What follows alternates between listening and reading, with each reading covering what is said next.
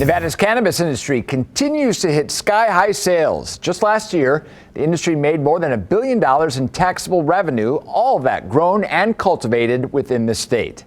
So how does all that weed make it to the store shelves? In this special report, Fox 5's Sophia Pericone walks us through the process, several weeks, what it takes to turn a plant into products in the state's largest growing facility. I grew up with being quote unquote scared of cannabis. Now it's Southie Boyajian's livelihood. Cannabis has really changed my life. She broke into Nevada's industry in 2014 when only medicinal marijuana was legalized, eventually starting her own brand. Now, 8 years later, Boyajian and her business partner Kellen O'Keefe own Flower One. In a 455,000 square foot facility in North Las Vegas, they're now the largest growers, cultivators, and manufacturers of cannabis in the entire state. That's more than half the size of an Amazon warehouse. So how do they keep quality and efficiency at the core of the hundreds of products they grow and package for a dozen top name brands? It's a tedious 4-month process that combines the use of manual labor and automation. This is where our plants begin their life cycle. Each of these rooms contains approximately 20,000 plants. In the first 2 weeks of a marijuana plant's life, O'Keefe says lighting is of the essence. In the cutting cells, it's very important that the plants get very consistent light. After 2 weeks, the plants are put on these pallets and whisked through this conveyor belt for the wetting phase. Over the course of 8 hours, they're pumped with water and nutrients needed for survival. The strongest marijuana plants make it to round 3, the 4-week veg stage, where the plants start to gain some height. One of the most important parts of this stage, the veg stage, are these floors. It's empty right now, but water comes up from these trenches and floods this entire area, making sure all of the plants are hit with the same amount of water. But manually, workers have to keep a close eye on each plant's height.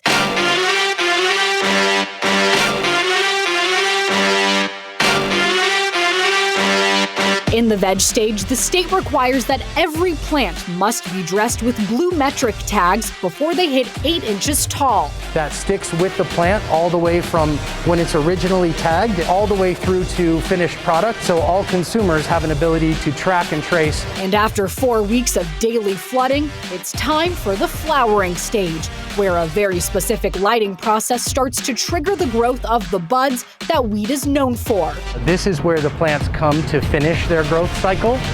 It's typically an 8 or a 9 week cycle. As the plant comes in from the veg stage, where it receives light 24 hours a day, it then goes into a 12-hour on and off cycle. And that's why you see that we also have complete and total blackout curtains that allow us to completely control the light. But just like with everything else in this 4-month cultivation and production process, manual labor is necessary to keep quality at the center of this mass facility. Workers zip through rows and rows of cannabis on trolleys, pruning the bottom of each and every plant, ensuring that all of the roots' energy is going towards the top, where the flower tends to grow best. For the next few weeks, these marijuana plants will hang upside down in darkness. Although lighting isn't important in this drying phase, temperature is. After about 3 weeks of drying, the plants are brought here to the trimming and manicure room, where employees will spend hours separating the leaves and the stems from the buds to get this as the final product. Because you're actually taking the time to pay attention to carefully working with the flower and the bud. That's the key. You don't want to go fast, you don't want to destroy it, you want to take good care of it. And what about all of the leftover leaves and stems? Boyajian says that waste is under state watch too. And per our regulations, we have to basically weigh it, track it, and then it gets disposed of. But the good stuff makes it to the next steps. Testing and packaging. Anything suitable for store shelves is checked out by third-party testing labs who come to Flower One, making sure each batch of flower is safe for consumption. That's where you have the THCs, the terpenes, making sure it passes microbials, heavy metals. It's a whole skew of things that we're required to do here in Nevada. And once you receive those test results here, then that lot of flower is ready to be packaged up into the different formats as you see on this floor. From pre-rolls and vapes to eighths and oils, Flower One cultivates products in all formats on a hybrid model. But I don't want to lose sight of the quality piece of it. So that's one of the reasons why we have a hands-on approach as well as the equipment approach. But yes, there's a second level of putting one more eyes on the product before it goes into the final package that's ultimately going into the customer's hands. Half the team packages product by hand, the others manage by machine. After pre-rolls and other products are packaged, they're out the door, ready to hit dispensary shelves.